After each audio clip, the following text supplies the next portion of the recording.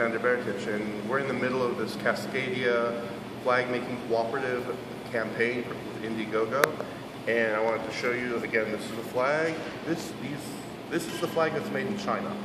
We're trying to get rid of those flags because that's totally going against the principles of bioregionalism.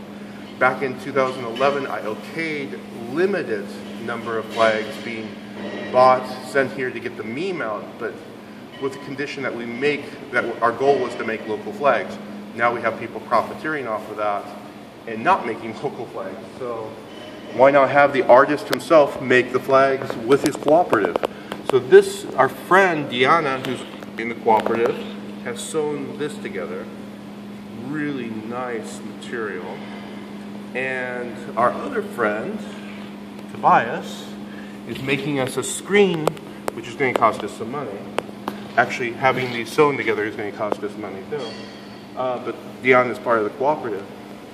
This is a detailed version of the tree. So this is from my original print, and we're actually having a screen made that's a lot bigger that's going to fit the flag down below. So if you can, imagine that flag, or this flag, a whole bunch of them, with this screen on it, this detailed screen.